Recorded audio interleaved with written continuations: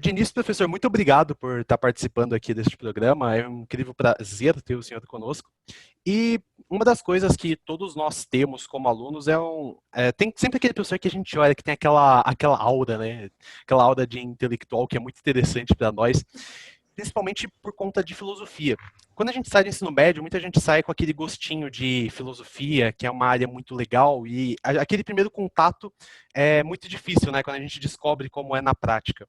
E eu queria saber um pouco do senhor como era, quando o senhor era graduando, como que foi esse primeiro contato com a filosofia? Já foi na faculdade? O senhor fez primeiro direito, depois especialização? Pode contar isso pra gente? Acho que a filosofia ela começa a entrar assim na minha vida. Meu pai é advogado, né? Também, então ele teve uma formação assim, nessa carreira de direito, sempre tem, né? Livros. Então, os primeiros contatos assim com filosofia foram nesses livros, né? Até hoje tenho duas edições da República de Platão, que era daquela do meu pai, Descartes, essas coisas básicas assim. Eu lembro, né, de ler o Discurso do Método. Não sei porquê, né? Mas eu não tive filosofia no meu tempo, acho que não tinha filosofia no ensino médio, mas eu sempre gostei muito dessas disciplinas, né, de história, sociologia, né, basicamente era isso.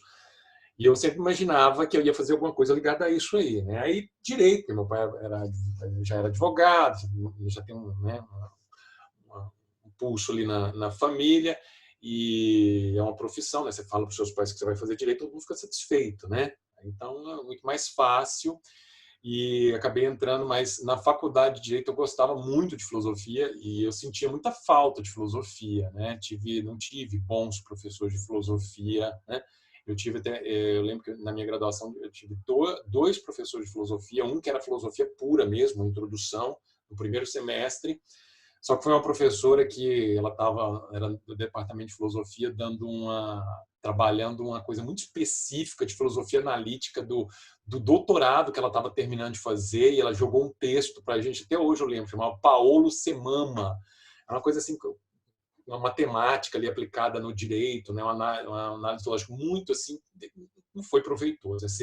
Um semestre daquilo ali. E depois, no final do curso, teve filosofia do direito também, mas era um professor, aquela coisa, que era advogado, né? Não tinha uma formação, na verdade, em filosofia, a formação era outra área, acabou não sendo muito proveitoso. Mas na faculdade, como eu gostava muito de filosofia, aquilo foi me interessando, ia para a biblioteca, adorava a biblioteca, pegava livros. Então eu sempre queria ler, né? Aquela coisa assim, eu queria ler tudo da tradição ocidental, né? Então começava lá de poetas gregos de Homero, né? Não, tem que ler a Ilíada, tem que ler a Odisseia, aqueles livros assim, mais difíceis. Vamos ler tudo, né? E filosofia também. Passava lá nas estantes de filosofia ia pegando ali aleatoriamente, né? Lendo aquelas coisas, lendo. E aí eu comecei a me aproximar durante o curso de Direito, eu ia assistir aula, ia participar de eventos na filosofia, no curso de filosofia, porque eu fiz na Estadual do Paraná, né, na UEL, Universidade Estadual de Londrina, né? E o Direito, a Faculdade de Direito, o centro onde ficava a Faculdade de Direito, ficava em frente, um calçadão, assim, um campus enorme, né? E aí do outro lado tinha o centro onde ficava a Faculdade de Filosofia. E eu comecei a frequentar aquilo lá. Estava chato as aulas de direito, era uma coisa chata. Eu ia assistir aula lá na filosofia, vazio, né? Eu ia lá assistir aula, eu ia participar dos eventos. E aí tinha evento de filosofia do direito, às vezes, e era muito mais interessante, às vezes, as discussões lá do que eu via, às vezes, na faculdade de direito. E aí eu terminei a faculdade de Direito, imediatamente eu entrei, antes de terminar o Direito, eu entrei numa especialização de filosofia mesmo, filosofia pura, lá no departamento de filosofia, era filosofia moderna e contemporânea, né? Daí eu fiquei muito amigo de alguns professores, né? E comecei tê-los como orientadores, né? Fiz uma primeira especialização em filosofia moderna e contemporânea. Antes de terminar essa, eu já tinha emendado uma de filosofia política. Eu considero que isso assim foi a minha eu não fiz graduação em filosofia, eu considero que isso foi a minha formação em filosofia. Ir para o ambiente de filosofia, ter aula com professores de filosofia, fazer trabalhinhos, né? Foi nessas duas especializações em 2 anos. E aí, instigado por esses professores, principalmente uma professora que hoje está na Federal da Paraíba, ela fala, não, vai, agora você tem que entrar no mestrado, né? Vai fazer mestrado e tal. E eu fui, né? E mestrado em filosofia, não tinha em Londrina, era São Paulo ou Curitiba. Acabei vindo para São Paulo, porque na época eu queria estudar Heidegger, estava muito Heidegger, mesmo por causa de influência desses professores, aí fiz um projeto, né, e vim aqui para São Paulo. Na verdade, eu tentei para o Federal do Rio de Janeiro, São Paulo, né? E aí deu mais certo aqui para São Paulo, acabei vindo para cá, na PUC, tive bolsa tanto no mestrado quanto no doutorado, né? E aí fui. E minha formação em filosofia, né, mestrado, especialização, 2 especializações, depois mestrado, doutorado em filosofia, no departamento, né, de filosofia. Muita coisa, filosofia pura, né, e também filosofia do direito, sempre tentando juntar as duas coisas, né. Basicamente foi esse o caminho, assim. O senhor sente que teve muita diferença em relação a estudar em Londrina, aqui com a capital? Como que é esse contraste na universidade lá, universidade aqui? Como que foi essa parte? Então, assim, que eu conheço, assim, de vivenciar universidades, né, de morar assim muito tempo dentro de universidade. Eu conheço muito bem o EL, onde que eu fiquei lá, é, a PUC, né, e o Mackenzie. Eu já dei aulas em outras instituições também, mas assim, na instituição onde você fica muito tempo, né?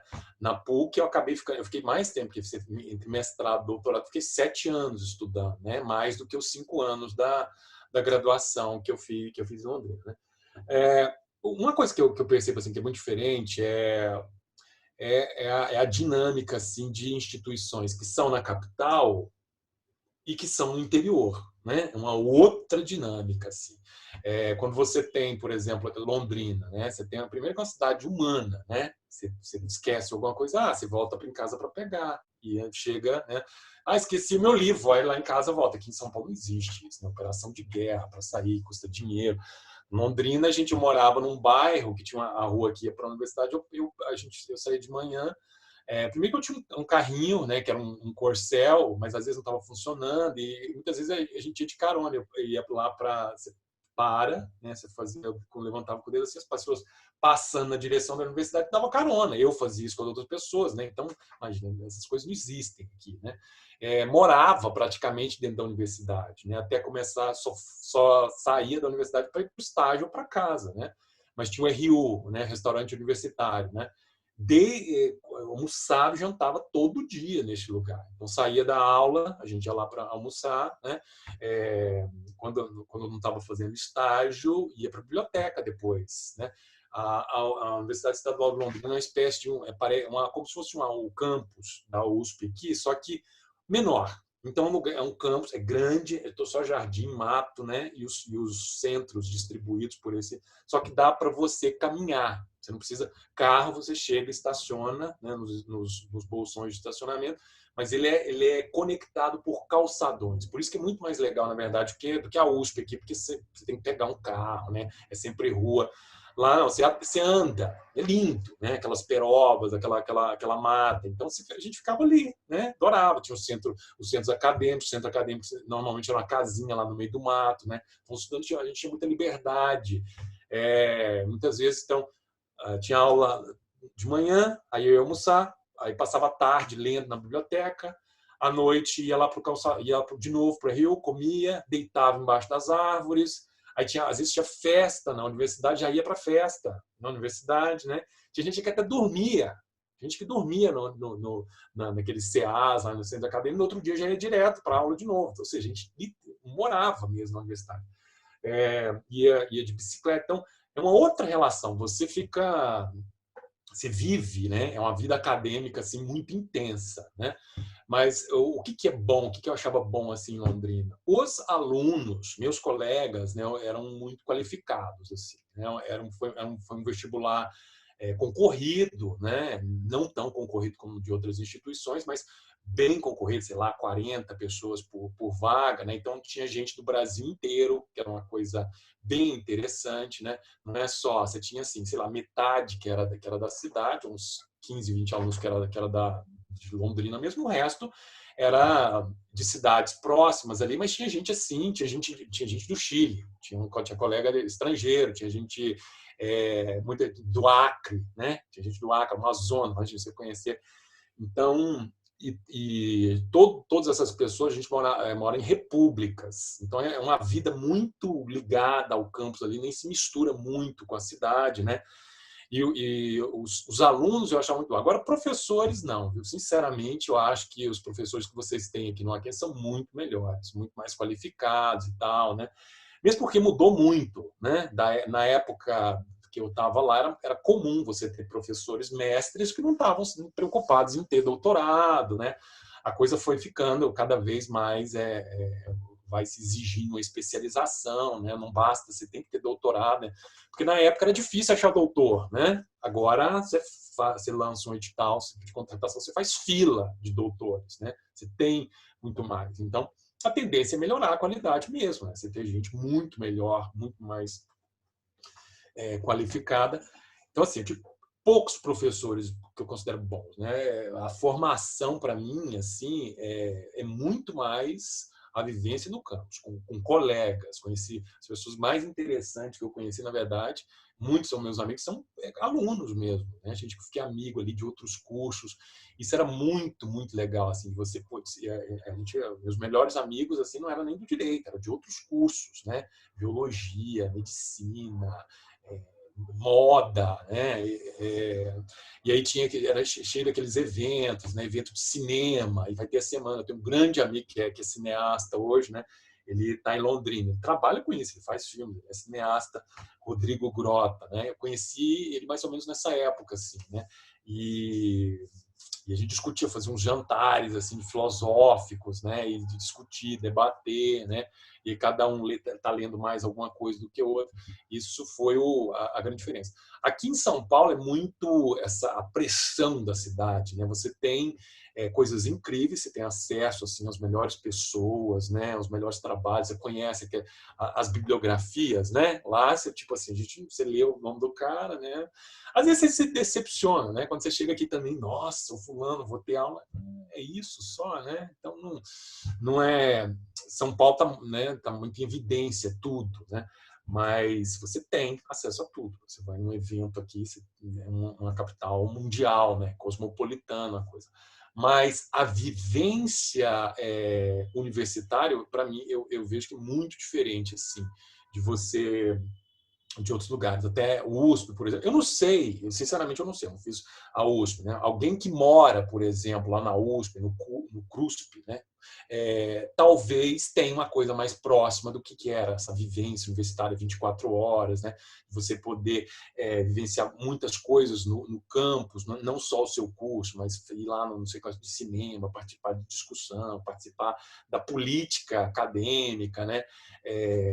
Ir no RU, deitar na grama, e ficar lendo o dia inteiro na universidade, né? Talvez tenha, mas não, por exemplo, o pessoal que faz direito, que é aqui do centro, que mora, a gente mora em lugares horríveis aqui no centro, né? Aluno, conheço vários que é uma vida dura, né? Eu acho. É caro São Paulo, né? É muito diferente desses outros lugares que é uma coisa, esse tipo de vida universitária, de você, né, mudar mesmo para o lugar e viver 24 horas, respirar 24 horas aquilo, por exemplo, o que acontece muito na Universidade Americana, né? Recentemente, lá nos Estados Unidos, na Universidade de Cornell, né, que fica de novo, né, nos Estados Unidos, minha mulher estava fazendo umas coisas na NYU em Nova York, que é tipo uma PUC, assim, né? São só prédios no centro da cidade. Outra coisa é aquela coisa bucólica, você vai ver aquela cidade linda, perdida lá né, naquelas pradarias lá do meio daqueles lagos, lá uma cidadezinha desse tamanhozinho que gira em torno da universidade, que é uma universidade inacreditável, né? Parece uma colônia de férias, assim, né? A acadêmica. E aí as pessoas efetivamente vão para lá e moram lá, né? Moram lá e vivenciam toda a sua vida social, né? Tá tudo ali conectado o dia inteiro com a universidade. Então, eu acho que isso é uma coisa riquíssima, né? Que em São Paulo eu acho que é pouquíssima gente. Talvez esse pessoal que vive lá, né? Ali naquele mundinho ali, perdão, os únicos que eu acho que vivenciam isso. Não sei o que vocês acham, vocês que tem uma outra percepção aí. Isso é muito legal. Uma coisa que meu pai sempre falava antes de eu entrar na faculdade, que eu quase fui para o UFRJ. E aí eu quase mudei para lá, e aí eu consegui a bolsa no Mackenzie, acabei ficando por aqui. E o meu pai sempre falou assim, filho, vive a faculdade, não preocupa com estagiar, aproveita esse tempo para você sentir o clima, você conhecer as pessoas, que você monta o network, você faz amigos. Até é uma experiência muito interessante e isso acaba me lembrando. Tem um livro que eu gosto muito de cultura japonesa, e tem um autor chamado Natsumi Soseki. Ele escreve lá do período acadêmico, escreve histórias mais ou menos no meio do século XIX no Japão, aquele período de abertura. E ele tem uma trilogia que chama, o primeiro é Santiro, o segundo é o Depois e o último é o Portal, que conta a história de adolescentes nesse período acadêmico. E assim, todo o desenrolar do livro, ele é voltado para como que ele aprende, esse aluno ele entra para fazer direito, e aí tem aulas de filosofia, literatura, que o currículo japonês ele é bem diferente lá, mas ele tem uma formação, você faz uma faculdade de humanas, aí você vai especializando.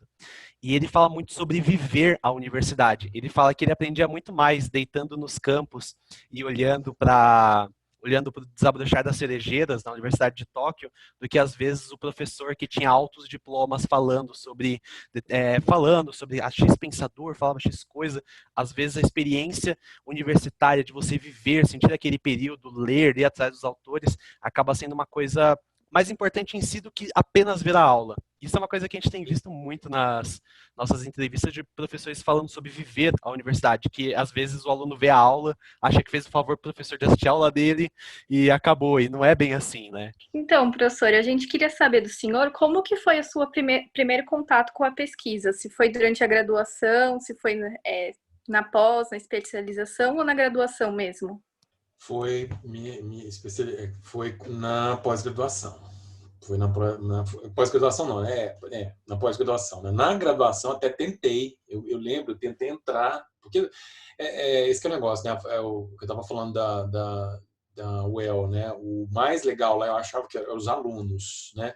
Professores, não tinha essa profissionalização que vocês têm aqui no Mackenzie, um monte de professores fantásticos, assim, muita gente boa, né? Tem os que não são tão bons assim, né? Mas tem muita gente boa, muita gente que está ali, né? Está trabalhando, tem grupo de pesquisa, grupo de estudo, né? Gente que produz, né? Isso não tinha, não tinha. É muito aquela coisa, na minha época, né? O cara é um advogado, tem um nome ali, um grande escritório, ele vai lá, né?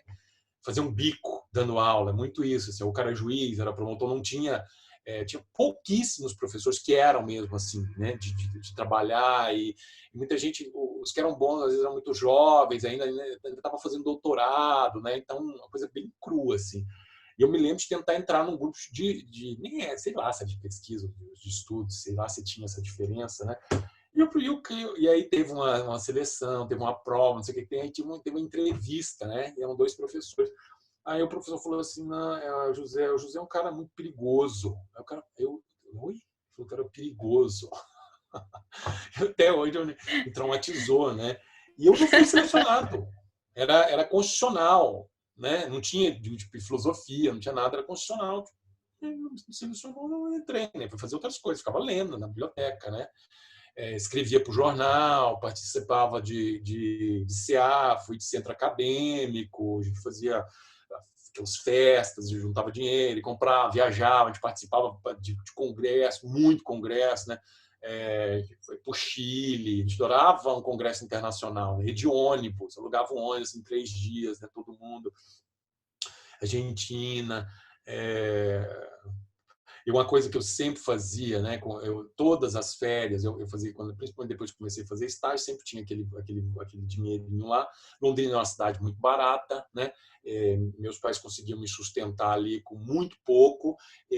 Moravam em umas repúblicas assim bem grandes, eu cheguei a dividir com 8, 10 pessoas, e era muito, muito barato. Então, o dinheiro que eu ganhava de estágio, eu deixava guardado, e no final do semestre eu viajava. Eu tinha um amigo, principalmente, tinha vários, mas um amigo que hoje é advogado, é o Carlos Levi, né? E a gente viajava, né?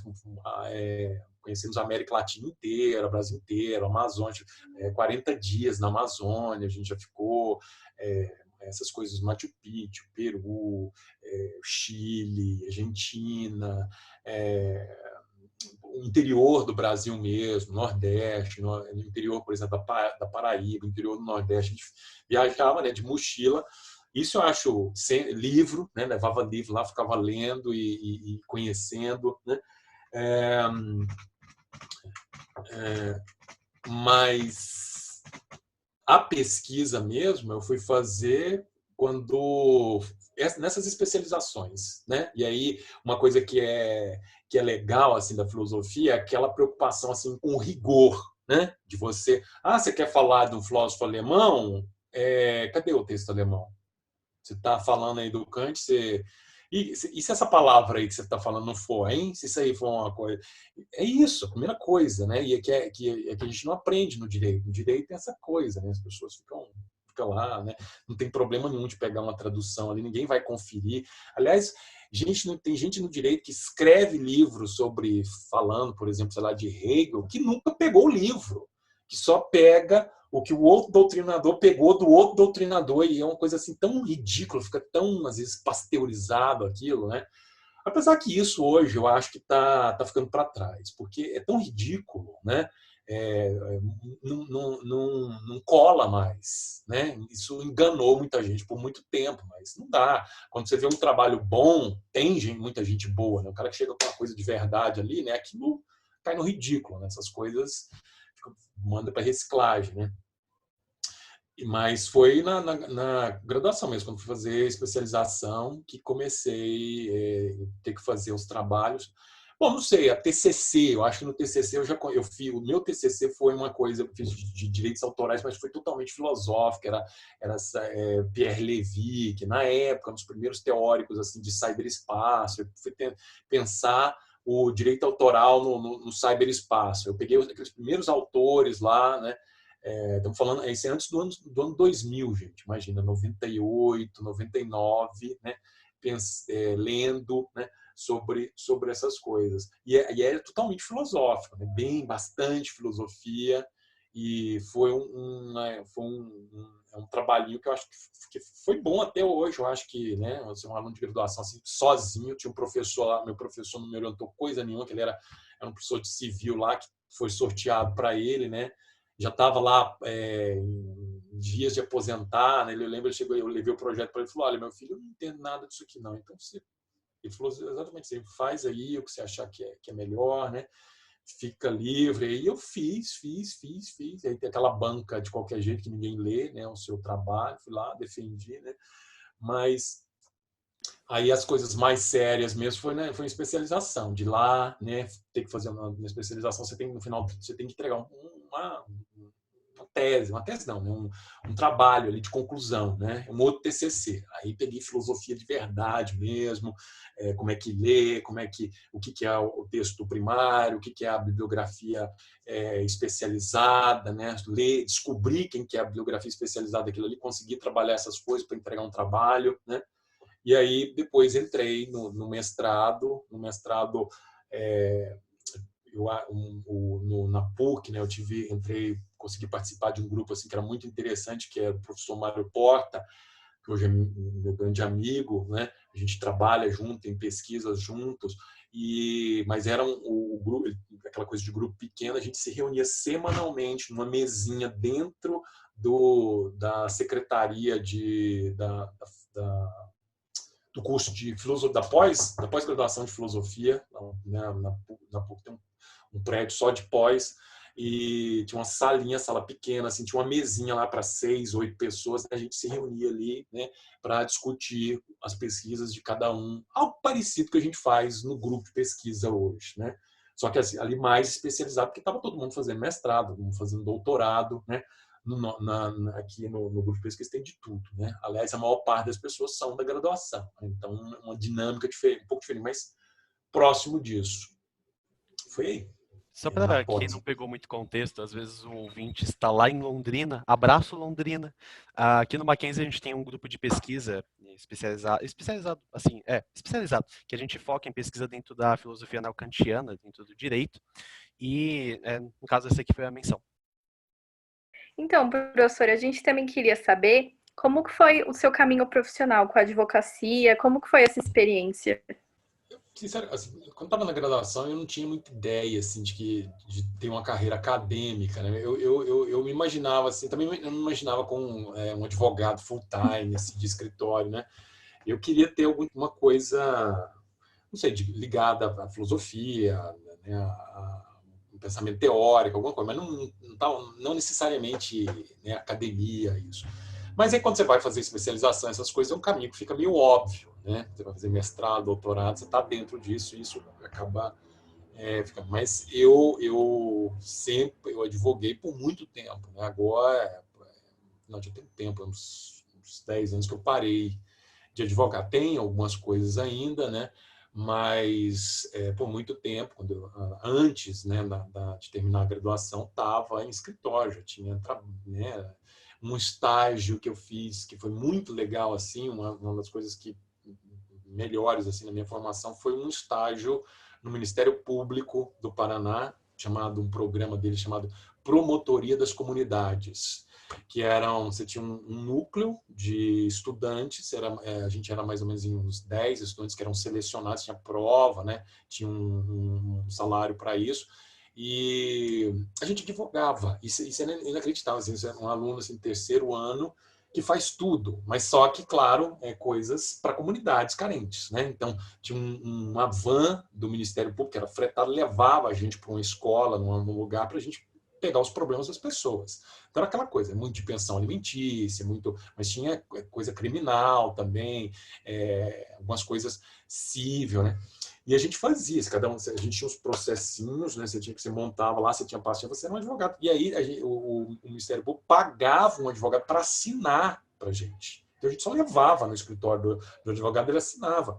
E a gente ainda tinha o poder do MP para intimar pessoas. A gente pedia, a gente tinha um bloquinho lá. Olha esse poder, né? Eu intimava o sujeito, né? Pensão alimentícia, a gente trabalhava também tinha uma serviço social, né? O pessoal do serviço social que trabalhava com a gente. Daí a gente intimava o cara, um advogado não tem esse poder, né? Falou, você tem que comparecer aqui tal dia, senão a gente pode mandar a polícia ir te buscar. Era mais ou menos esse. E aí os caras chegavam assim com o advogado, havia aqueles moleques lá, né? Cadê o doutor tal? Falou, não, eu não sou doutor, eu sou doutor é quem tem doutorado, né? Não tenho nem um AB, mas aqui, né, o senhor tem que vir mesmo, que o doutor fulano assinou aqui, promotor. E a gente advogava, né? Isso foi muito... aprendi bastante, assim, na prática, né? Muito melhor do que estágios, assim, tanto órgão público quanto escritório. Mas aí, quando eu estava lá pelo 4º ano, eu entrei num escritório, né? E continuei depois de formado, trabalhando nesse escritório, até começar a dar aula. Aí fazia as duas coisas ao mesmo tempo, aliás, 3 coisas ao mesmo tempo, né? Estava fazendo mestrado. Quando eu comecei a fazer mestrado, eu já comecei a dar aula também de filosofia do direito, numa instituição bem simples lá, né? Na periferia, aquela, né, quando abre assim, né, você contrata um monte de gente, né, sem especialização, sem nada, e aí trabalhava no escritório, dava aula à noite e às vezes de manhã, e ainda estava estudando, né, fazendo mestrado, especialização, doutorado, e eu conciliei isso por muito tempo, né, que é muito difícil isso, você trabalhar estudando, mas fiz por muito tempo. Trabalhava principalmente com direito civil e trabalhista, né? Basicamente isso. Muita audiência. Teve uma época que basicamente era só trabalhista, que para quem está começando, eu acho que Hoje está tudo mudando, né? Mudou tudo depois dessa última reforma aí trabalhista, sucumbência, não sei como é que tá. Naquela até pouco tempo atrás era um ramo assim, um lugar que você tem um retorno rápido, né? Muito volume, então tem acordos, né? Não são aquelas ações grandes que demoram muito tempo. E é isso. Aí até que a carreira acadêmica foi tomando uma proporção assim que não tinha mais espaço, né? Que você tem que produzir, né? É uma carreira, né? Até hoje ainda tem isso, né? As pessoas perguntam, você trabalha, professor, só dá aula, né? Que Poxa, trabalhar, dar aula de verdade, né? Ser professor de verdade, pesquisar, isso é muito, você trabalha full time o tempo todo, né? A gente tem que escrever artigo, a gente tem que orientar um monte de gente, tem grupo de pesquisa, aula, né? Todo lugar sério no mundo, né? Todo lugar que produz alguma coisa no mundo, não existe isso da pessoa fazer tudo ao mesmo tempo, né? O cara é juiz lá, desembargador, ele faz um monte de coisa, à noite ele vai lá, dá um monte de aulas, depois escreve um monte de artigos. Isso não existe, né? Por muito tempo, gente fingia que faz isso, mas você vai ler as porcarias que são publicadas, que não serve para nada, né? Todo lugar que eu conheço assim de universidade, né, de ponta assim, no mundo, Alemanha, né, nos Estados Unidos, né? O pessoal faz ou você é acadêmico, né, ou você é da prática. Claro que numa profissão numa atividade como direito, você precisa da interação, você precisa das pessoas que estão lá trabalhando. Claro que é importante você ter um delegado, você ter juiz, você ter, mas essa pessoa não precisa ser o cara que vai produzir artigo científico. Não adianta achar que a pessoa vai fazer isso. Claro que pode colaborar, né? Mas o que a gente observa é uma especialização dessas atividades. Claro que tem que ter interação, né, o máximo possível, mas... E é isso que aconteceu comigo, né? A carreira acadêmica acabou tomando conta e hoje eu não advogo mais. Tenho AB ainda, né? Tem alguns processos, algumas coisas, mas às vezes eu até assino uma petição, alguma coisa aí, mas vida acadêmica, total. A questão é, a gente cita Kant ou não na petição inicial? Pode, eu acho que depende, né? O problema é quando aquilo ali tá totalmente despropositado, né? Ou não vai ser legível, né? Mas é possível. Só que chegar no ponto de conseguir fazer isso, de conseguir colocar bem um Kant ali de uma forma que não fique gratuita, arrogante, prepotente, precisa de muito chão, né? Para entender, para conseguir traduzir as coisas e colocar ali, porque senão eu acho que depois encontra, né?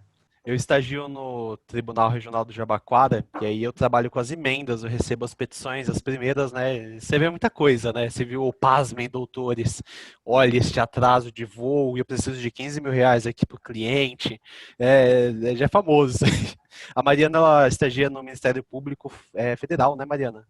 É federal. Eu achei que era estadual. Então, Não. esses dias eu tô confundindo muitas coisas da Mariana. Eu falei vestiato, até eu escrevi o nome dela errado. Não tem problema, isso é o de menos. E você falou dessa questão da primeira universidade que você entrou, que não cobrava tanta especialização. Ah, olha eu roubando de novo pergunta da Mariana. Não, tá... Vitor, fica tranquilo. Tá bom, a gente se arruma depois disso aqui. Como que foi o senhor começando a dar aula? Alguém convidou o senhor? Foi a famosa distribuição de currículo que nem folheto? Eu fiz isso pro estágio, mas às vezes não funciona muito bem. Mas como que foi isso pro senhor? Currículo, né? Eu queria, quando eu comecei a fazer filosofia, né? Estudar filosofia, estava no mestrado, e aí a carreira acadêmica vai abrindo na sua frente, né? Então, eu tentei começar primeiro, claro, você tenta os contatos com as pessoas, né? Você tem professores, que são seus orientadores, né? Muitas vezes você pede, mas eu nunca consegui nada por indicação de alguém. Isso sempre foi mandando currículo. Você pegava aquelas listas assim, né? Você teve um boom de universidades particulares. Quando eu entrei em Londrina, você tinha a pública lá e umas duas só privadas na cidade. Quando eu terminei, já devia ter umas 15, né? Foi aquele boom, assim, muitas nem existem mais hoje, né?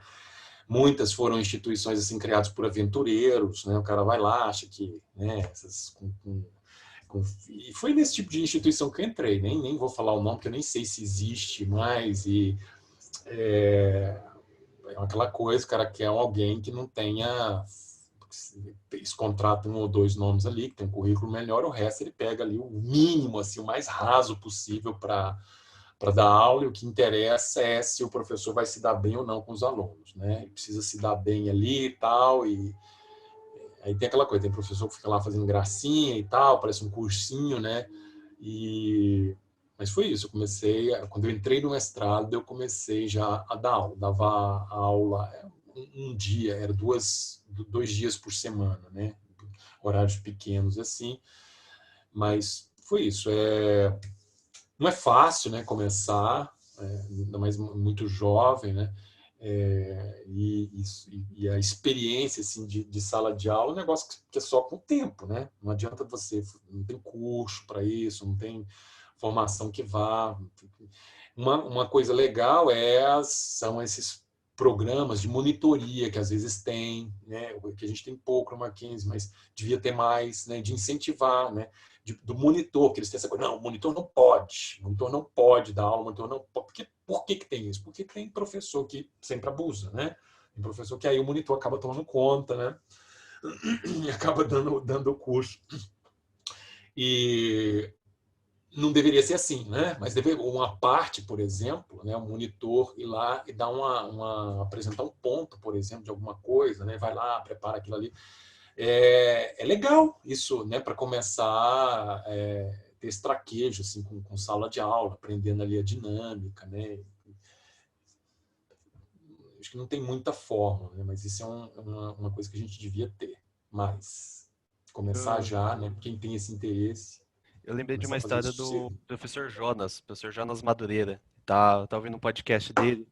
E ele contava, assim, que a primeira apresentação dele foi um fiasco, assim. O professor foi no mestrado, pediu para ele fazer uma apresentação sobre, acho que Heidegger. Eu não lembro agora exatamente qual que era o tema. Aí ele falou que fundamentou e tal, e o professor sentou e falou: que merda é essa, meu amigo? E é assim, né? Eu não esqueço da primeira vez que.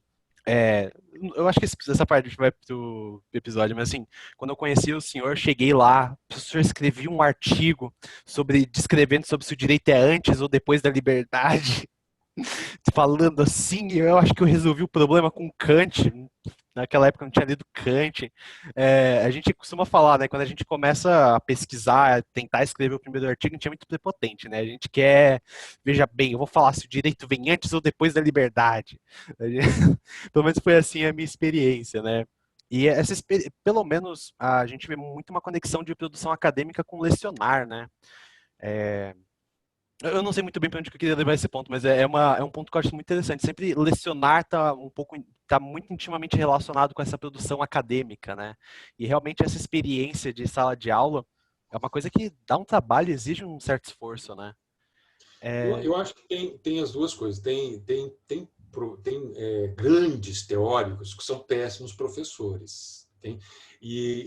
Tem lugar. Aqui no Brasil ainda a gente não está nesse estágio, nem sei se a gente um dia vai chegar, né? Mas tem muito lugar no mundo que, inclusive, tem espaço para essas pessoas. Não, você é um pesquisador puro. O cara faz pesquisa pura, escreve artigos e tal, né? Trabalha na universidade ali. Mas tem muito isso, né? Claro, dar aula é uma coisa sempre que instiga muito, né? Vários problemas, coisas que você pensa assim durante a aula. Às vezes uma pergunta que o aluno faz, já aconteceu isso várias vezes, o aluno faz uma pergunta e você fala, nossa, estou pensando nisso. E aí que ele te leva a pensar esse problema, problematiza aquele autor ali de uma forma, aquilo às vezes vira um artigo, vira uma pesquisa, né? Então, professor, aproveitando que o senhor estava falando, né, dessa questão de sala de aula, o que o senhor acha do modelo de faculdade no Brasil? É um modelo ideal? Não é um modelo ideal? Deveria ser alguma coisa diferente? Eu acho que esse negócio o problema não é tanto o modelo, né? Não adianta nada você mudar muito o modelo, a forma, a quantidade de aula, o tamanho, se o conteúdo continua, né? Se a matéria continua mais ou menos a mesma, né? Eu acho que a grande diferença, assim, o que faz diferença é quando você tem gente séria na coisa, né? Quando as pessoas levam a sério, então ter gente muito bem formada, né? O que melhora uma universidade? Assim? O que vai melhorar? É você contratar os melhores professores, contrata o melhor professor, né? Investe nisso. E isso muitas vezes não acontece. Isso em todo lugar, inclusive instituições públicas, né? Mesmo quando você tem lá, muitas vezes você tem um processo ali um processo de seleção, às vezes tem um viés ali, porque é amigo, ou um viés ideológico, porque é parente mesmo, né? Às vezes acontece na cara dura mesmo. Acontece, às vezes você não seleciona as pessoas pelo currículo. Aliás, nem precisaria, se você for ver, não precisaria você ter em universidades públicas, né? Você ter um processo seletivo, um concurso público, né, que tem que ser cego para dar opção para todo mundo. Na universidade, você tem que procurar os talentos. Basta, para isso, você analisar os currículos das pessoas. Você analisa os currículos das pessoas, né? Tá tudo hoje. Você tem uma coisa currículo Lattes no Brasil, que você vê a produção de todo mundo, né? E aí o que é o mais importante não é o volume. Não adianta, não é ter volume quer dizer nada. Você tem gente assim, então os currículos lá você não consegue chegar no final, que é uma porcaria, que aquilo ali, né? O importante é você ver o conteúdo, vai lá e pega o artigo, os artigos, a produção, o livro que aquela pessoa produziu, as contribuições, isso em todas as áreas. Uma instituição particular, aliás, tem muito mais facilidade de fazer isso, porque ela não tem essas amarras do Estado, né? Que só pode contratar, tem que fazer assim, né? Assado. Uma instituição particular, como aqui, você contrata quem ele quiser, ué. Né? Talvez, a não ser que a pessoa não queira, né? Mas você vai lá, você faz um convite, fala, você quer dar aula aqui, né? E é possível também testar as habilidades didáticas da pessoa, né? Então você faz umas aulas. Então, investir nisso, na qualidade do material humano, assim, das pessoas, eu acho que é a coisa mais importante que tem. Gente que leva a sério mesmo, que está produzindo, que está na fronteira assim, do pensamento, em todas as áreas, é a grande diferença. É a grande diferença. Se vai ter 50 minutos, se vai ter 3 aulas por semana, se vai ser metade assíncrono, metade síncrono, se vai ser... Sinceramente, isso... se você tem as pessoas boas, né, e os alunos instigados, né, e aí, claro, que implica mudar a própria cultura, né, você fala, como é que a gente faz para ser igual à universidade americana, né, uma Ivy League lá, né, mas não adianta só, você pode até contratar os melhores professores ali, você tem uma estrutura, mas precisa ter uma mudança também dos alunos, né, é uma coisa também cultural, né? Tem a ver com o tipo de sociedade que você está, né? No Brasil é muito assim, você tem a gente vê mesmo colegas que não levam a sério, você tem o cara entra lá, vai empurrando, vai levando de qualquer jeito. Se você está num lugar, né, que não tem essa de não levar a sério, todo mundo tem que levar a sério, né? Você se sente constrangido se você não está estudando, se você não está carregando, se você não tem um livro aberto na sua mão, você está num lugar assim, né?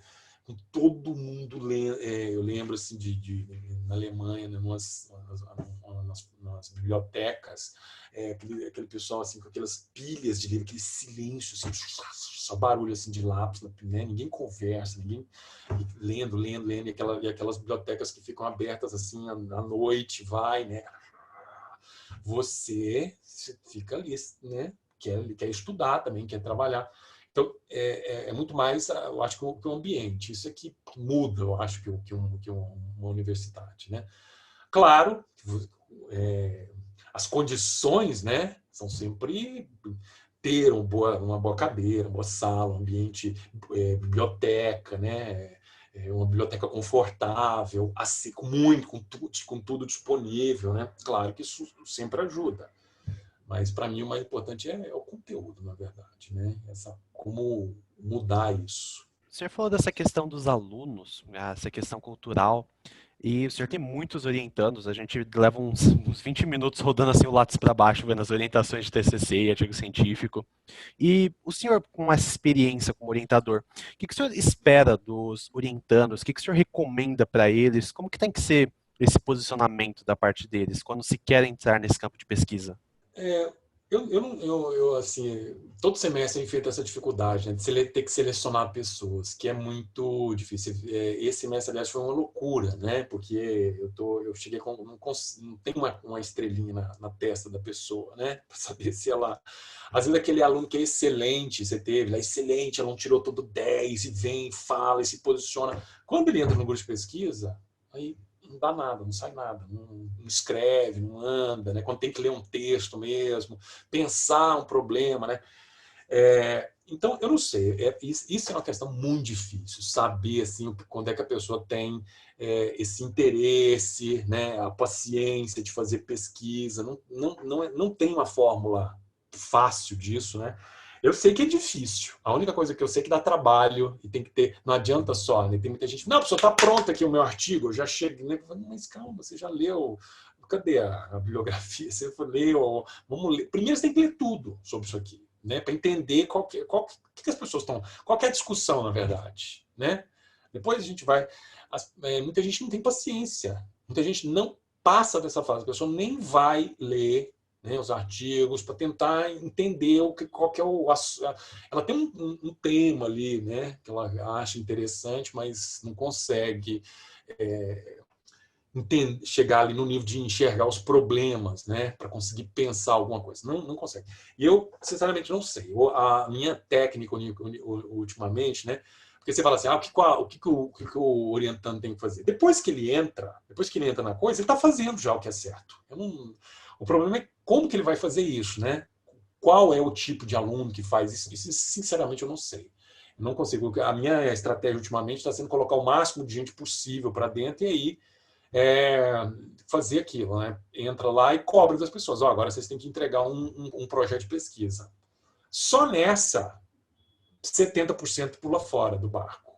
É o que aconteceu. Nesse semestre entraram de 120, 130 inscrições, selecionei lá 89, acho que foram isso, 89. No primeiro dia já não tinha, não sei se chegou a ter 89, porque muita gente antes do primeiro dia já abandona, né? E aí, depois daquele primeiro dia, quando você fala que tem que fazer um projeto de pesquisa, que vai ter que trabalhar, que vai ter que participar, que tem que ler, muita gente já desiste. Não sei se tem uma outra forma. Mesmo porque o grupo, né, a forma que eu trabalho é num esquema assim, pequeno, né? E no Mackenzie a gente tem... Né? É tudo big, é tudo gigante, é muita gente querendo, né? É difícil você catar os talentos aí, mas tem, né? Muitas pessoas ali no grupo, vocês mesmo, né? São pessoas que entraram, né? Que participam, e normalmente acontece isso, a pessoa fica, né? Vai ficando, às vezes vai trabalhar em outros grupos, com outros professores, mas sempre tem... tá sempre a gente trocando... discutindo, conversando, às vezes trabalhando em projetos juntos, né? Então, não tem muita fórmula, eu acho, né? Eu acho que tem que, assim, qual a dica, né? Tem que querer, você tem que gostar, levar a sério. E eu acho que a pessoa sabe o que é ser sério, né? Você lê, você está fazendo a pesquisa, você tem que ler tudo daquilo ali, você tem que ir lá na fonte, ler, né? Ter aquela paciência de fichar, de organizar, de processar. Acho que todo mundo consegue levar a sério e fazer isso de verdade, né? Ficar enrolando, eu acho que a própria pessoa sabe que está enrolando. E pelo menos assim, lá no grupo, no nosso grupo de pesquisa, não funciona enrolar, porque a pessoa não vai, ela vai ter que entregar alguma coisa e não entrega, né? Sai aquela porcaria lá no final e fala, olha, isso aqui tá muito ruim. E às vezes a pessoa fica assim, 2 semestres lá, não anda, não sai, não faz nada. Eu falei, olha, por que você não vai ler lê os artigos? Você está aqui, né, girando em falso, não é querer resolver, né, os problemas fundamentais não, tenta ali encontrar uma coisa que te interessa, um probleminha, né? Mas tem que levar a sério, tem que ler tudo. É importante ler em língua estrangeira hoje, né? Porque tudo bem, se a gente falasse inglês, não precisava, né? Mas falar um português não dá. Às vezes a discussão ela tá em inglês. Só daqui a uns anos que ela vai chegar, aquilo chega, é traduzido para o português. Às vezes você está falando, querendo resolver um problema aqui que já foi resolvido. O pessoal já está num outro estágio, né? Então, pelo menos inglês é uma coisa que é quase que indispensável. Isso é interessante. Eu já contei essa história, mas para quem ouve lá o episódio 2, que é a minha história de como eu entrei no grupo de pesquisa, foi meio de penetra sem querer, uma história meio longa assim. Mas isso é uma coisa interessante, né? Eu passei um ano pesquisando direito penal em Kant para falar, vou tentar resolver direito em Kant, direito penal em Kant. Vamos ver aí o que é. Aí fiquei um ano, eu tenho até hoje uma pilha, acho que tem mais de 1.500 páginas aqui impressas aqui de artigo que você vai lendo, você vai vendo. Chegou uma hora que eu falei, olha, pra mim agora não dá. Tipo assim, tem tudo lá direito penal em Kant, mas isso até é uma coisa que eu queria perguntar sobre essa questão, né? Às vezes a gente procura muito pelo tema. Eu queria muito falar de direito penal em Kant. Só que aí você fica procurando problema porque você quer falar do tema. E aí um dia, por um mero acaso do destino, eu falei, velho, Perdão, às vezes muda a linguagem, a gente tá falando mais descompromissadamente, aí solta a gíria, né? Aí um dia eu parei e falei, pera, mas em Kant, como que seria a medida de segurança? Como que seria? Eu comecei pensando para pessoas com esquizofrenia. Como que Kant interpreta um esquizofrênico no direito penal? Aí depois eu fui aprofundando, aí fui vendo, eu falei, nossa, tem um problema aqui. Como que é o direito de medida, a questão de medida de segurança no direito penal brasileiro? Aí você vai entrando nas minas, você encontra o seu problema. E às vezes a gente tem muita gente procurando por tema e não se preocupa com o problema, mas quer falar daquele tema. Como que é para o senhor essa questão de indicar para os alunos? Como que é realmente procurar um problema de pesquisa? Pelo menos essa foi minha grande dificuldade, né? Eu acho que isso é o problema das coisas mais difíceis, na verdade, né? Ainda mais um problema filosófico, assim, você ter um problema, né? E é muito difícil você querer exigir essa clareza. Eu tenho consciência disso, de aluno de graduação, né? O que acontece no grupo, você pega alunos que estão no segundo semestre, né? Por exemplo, se você até no mestrado, você não precisa ter problema. Um mestrado, né? Pelo menos como é pensado, como é feito no Brasil, o mestrado exige o que lá no final? Você precisa uma dissertação. O que é dissertar? Você vai dissertar sobre um tema. Né? Normalmente, no mestrado, você vai dissertar, você esgota tudo, você mostra a evolução daquele tema, você sabe tudo do tema. Né? Qualquer coisa, os autores que estão discutindo os mais relevantes, você consegue fazer todo aquele mapeamento enorme. Né? Bom, mas isso você não tem um problema. Normalmente, quando você está fazendo isso, aí você começa a enxergar, quando você faz isso bem feito, você consegue enxergar um monte de problemas ali dentro. Né? Mas é difícil mesmo chegar e falar, vai procurar um problema. A pessoa nem tem contato com o tema, né? Ela nem tem. Então começa por aí, tem interesse por direito penal. Bom, isso é um tema, né? O de Kant fala de direito penal. Você tem um tema. Você vai... Agora, para conseguir chegar num problema ali, né, demora. Você vê, você precisa ler um monte de coisas para,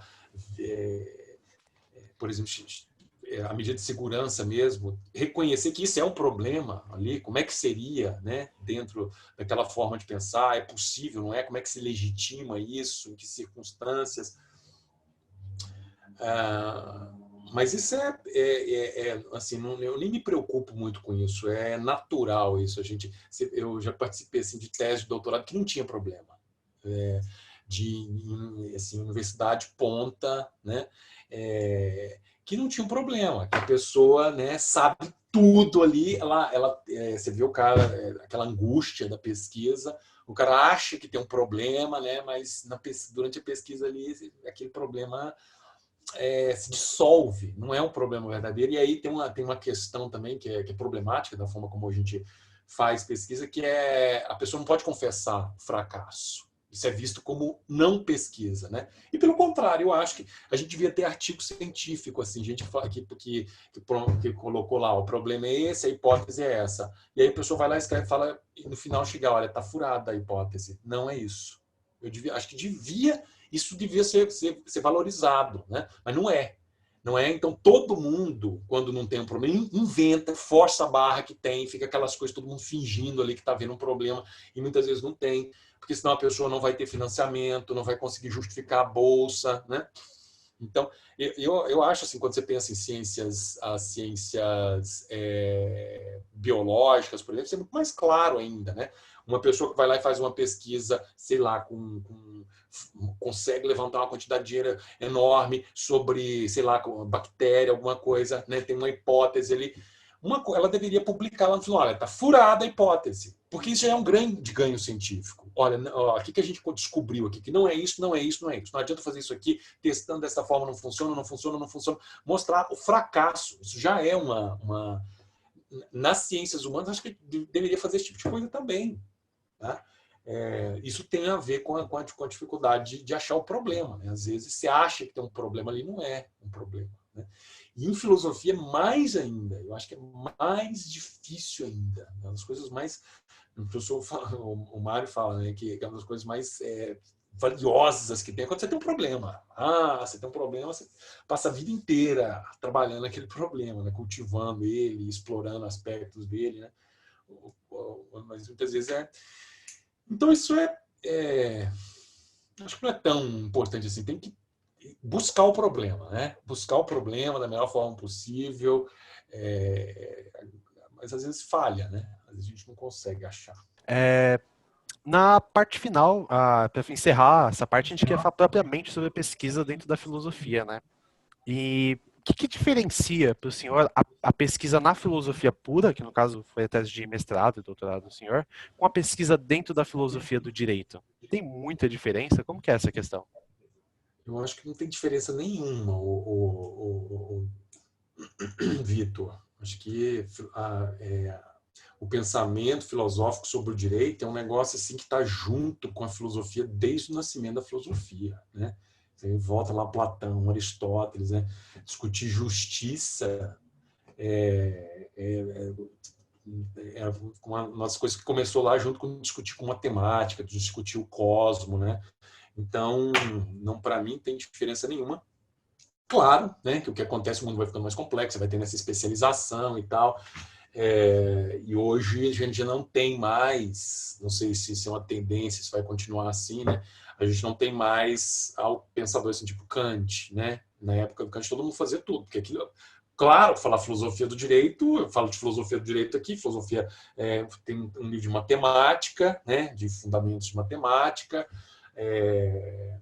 de estética, né? Os 3 grandes ramos da filosofia. Isso vem se compartimentalizando ao longo da história aí, né? Então o que a gente vê é uma especialização, assim, gente que trabalha só com filosofia do direito, que às vezes tem até pouco conhecimento, tem até dificuldade para discutir lá com os outros, que eu acho uma pena. Eu acho que a gente tem que, né, quem trabalha com filosofia tem que conseguir conversar, você tem que tentar se manter atualizado ali, de conhecer as obras clássicas, né? Porque muitas vezes esse negócio de as pessoas vão se especializando, e às vezes elas estão falando de coisas da mesma coisa, e não sabe, com termos diferentes, aí começa a gerar um dialeto teórico ali que é diferente, que às vezes são os mesmos problemas, as mesmas questões, que se pudesse ter um diálogo ali ficaria mais produtivo para todo mundo, né? Mas sinceramente eu acho que não tem diferença nenhuma. O que tem diferença de uma pesquisa assim pura do direito, às vezes, no Brasil, por muito tempo, era a qualidade. No direito, as pessoas não tinham pudor assim, de fazer umas porcarias, umas coisas absurdas, assim, sem pé nem cabeça, que ninguém lê, né? Que na filosofia normalmente não era aceita. A filosofia sempre... Isso assim, estou falando da história do Brasil, pensando principalmente assim, século XX, não estou generalizando para o mundo inteiro, mas no Brasil era muito claro isso, né? O direito sempre foi um negócio muito mais do coquetel, né? O cara vai lá, lança um livro, vende os livros, ninguém lê aquilo ali, ninguém vai ler aqueles livros mesmo, que ninguém se interessa, né? Parabéns, doutor, é muito nobiliárquico, aquela coisa, né, de títulos, né? Na filosofia, principalmente como ela entrou, se desenvolveu no Brasil, era muito mais aquela coisa de padre, né? Do cara que tá trancado lendo os livros, o cara que realmente lê grego, lê latim, né? Aquela coisa. Então, tem um rigor maior, né? As pessoas leem, criticam, né? No direito, aliás, se alguém critica, hoje está mudando, né? Mas até pouco tempo alguém ia lá e escreveu um livro. Se alguém escreve uma resenha criticando, a pessoa ficava ofendidíssima. Como assim? Ao invés de ficar orgulhosa, né, de alguém ter lido e criticado o livro dele, não, a pessoa ficava ofendida, quer matar o outro, né? Rompe relações e não sei o quê. Que é péssimo, não tem nada a ver com conhecimento. Mas, assim, quando as pessoas estão fazendo coisas sérias, se é uma pesquisa de verdade, não precisa ser necessariamente de filosofia, pode ser sei lá, de penal, né, puro lá, mas se é bem feito, se é uma pesquisa de verdade, profunda, você já não distingue mais se é filosofia ou se não é. Porque a filosofia é o pensamento teórico ali, né, o compromisso com a verdade, com a razão última das coisas, né? Acho que quem quer fazer um trabalho sempre quer fazer isso. É o que muitas vezes acontece, a pessoa para, né? É uma coisa muito especializada ali, ela faz uma análise prática ali, né?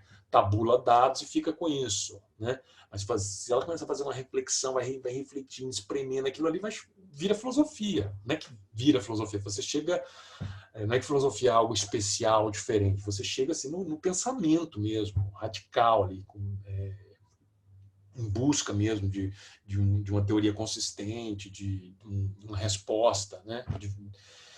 na verdade. Isso. Essa aqui seria para a gente encerrar com chave de ouro, que é o problema que a gente levanta em todo o programa. Como filtrar bibliografia? Como que você sabe o que é bom e o que não é? Como que a gente começa a desenvolver esse senso crítico? Falando, a gente que entra na graduação, né? A gente entra na graduação, a gente pega os primeiros livros e a gente fala, nossa, meu Deus, mas que cara incrível. Chega no terceiro semestre você fica, meu Deus do céu, não é possível que ele está escrevendo isso. E aí também tem aquela relação de humildade, é um equilíbrio, uma maturidade muito complicada, né? Como que o senhor poderia dizer pra gente sobre isso? O grupo de pesquisa é uma coisa que quer quebrar isso, né? É difícil quebrar, porque o aluno, assim, você entra lá assim, o professor dá aquela lista lá, o aluno, né, pega aqueles livros, compra lá. Hoje, nem sei se as pessoas estão comprando mais livros, né? Mas tem aquele respeito pelo livro. Então, a pessoa vai lá, né? Não tá, se ela não está entendendo, se está esquisito, o problema é dela sempre, né? Nunca vai desconfiar do livro, ele nunca vai criticar, e vai lá e ficha, repetir, e aquilo ali, né? No grupo de pesquisa, tem muito, é um lugar que procura quebrar isso, né? A primeira coisa, você chega lá assim, o aluno, às vezes, inocentemente, chega lá fazendo um projeto de pesquisa assim com manual, né? Você fala, olha, o manual é uma introdução, só é uma simplificação. A hora que você for ler, porque assim, você sabe, né, que para fazer a pesquisa tem que ler, né, o texto do Kant, né? Você vai ver que não tem Eu nada a não usei ver, né? manual, Isso. eu juro. Mas assim, não tem bons manuais, né? Não estou dizendo que não tem que ler o manual, mas para conseguir fazer a pesquisa, né, é outro nível. O manual, o objetivo dele não é fazer uma discussão científica. O manual é justamente apresentar coisa para aluno, por exemplo, na graduação. Então, tem inclusive uma diferença, né, de bibliografia mesmo. Não estou dizendo que é pior. Né? Para uma graduação, é interessante ter manual. Né? Os professores vão lá e escrevem manuais para os seus alunos, que eu acho super louvável do que ficar pegando os outros. O cara vai lá e escreve, né? Bem simplificado. Né? Ele tira todos os problemas, né? Simplifica ali. É uma boa forma de entrar. Agora, nos grupos de estudo, grupos de pesquisa, eu acho que é um lugar para quebrar, para ver a diferença. Né? Uma coisa só é aquela leitura introdutória ali, outra coisa é quando você vai pensar mesmo. Né? Agora, selecionar, como é que você seleciona? Primeiro depende do seu problema, né? Do seu interesse ali. Aí você vai, quando você consegue chegar naqueles artigos, naqueles livros ali que vão mesmo ser a base ali para a sua pesquisa, né? Para o que você vai fazer. É muito difícil chegar nesse ponto. Eu sempre acho que é um processo, a melhor metáfora que eu acho é de uma garimpagem, né? A mesma coisa que garimpar. Você tem que ir lá, né? Você pega o cascalho, assim, vai na biblioteca e fica lá, e aí você vai tirando, joga fora, pega lá. Aí, de repente, começa a aparecer umas pepitas. Aí você vai separando aquilo ali, né? E aí depois você começa a ler. Eu sempre faço assim, né? Quando estou querendo estudar um tema novo, você vai lendo, aí na hora, antes de começar a escrever, né, você vai começar a ler aquilo ali, aí você começa a abrir uns arquivos assim no computador, né, aí você vai copiando as partes, vai fazendo aquilo que você acha que é de interesse, que tem a ver com a sua pesquisa, e aí fica aqueles arquivos gigantes, assim, 100 e tantas páginas e tal. Às vezes depois você vai reler tudo aquilo, você aproveita pouca coisa, né? Mas assim, eu acho que tem que ter paciência, né? É um trabalho de paciência e ler o máximo possível, se possível, ler em língua estrangeira, porque senão fica muito, muito, muito limitado, né? Ficar só em português. É importantíssimo também conseguir ler em outras línguas, né? Quando você acha um bom trabalho, assim, você ir lá e ver a bibliografia daquele bom trabalho, porque às vezes ali, né, já tem um trabalho de garimpagem que foi feito antes, né, e você pode seguir por ali. Mas eu acho que é muito mais esse trabalho de paciência, né? Não tem uma fórmula. Tem que ir lá, mergulhar, e lendo, tentando entender ali da melhor forma, aí os melhores trabalhos vão aparecendo, né? Eu acho. Professor, então, por que o senhor acha que a gente tem que pesquisar a filosofia do direito? É a única coisa que interessa, né? No final das contas. Em todo direito, brincadeira, né? Eu não sei, gente. Eu acho que a filosofia é esse lugar, né, para a gente chegar assim, no limite da reflexão, né? Não é um lugar onde todas as outras áreas chegam, né? A filosofia não é algo diferente, né? Se você for ver assim na história da filosofia, antigamente não tinha física, não tinha química, não tinha psicologia, não tinha nada, né? A partir o pensamento vai, com as revoluções científicas, a especialização, né? Essas áreas vão adquirindo uma autonomia, assim. Mas filosofia é pensamento, é pensar de verdade, pensar com rigor, né? É o exercício assim mais puro assim de tentar pensar, entender, né? Mas é possível fazer filosofia de tudo no direito, de todos os âmbitos, né? E eu acho que qualquer até, sei lá, um processo civil, se o cara fizer se ele for pensar mesmo ali, levar a sério, ele está fazendo uma reflexão filosófica sobre aquilo ali, né? Então, a filosofia é o lugar, é o limite da coisa, né? Por isso que a gente tem que fazer isso, porque no final das contas é onde tudo vai parar, se for feito de modo sério, né, consistente.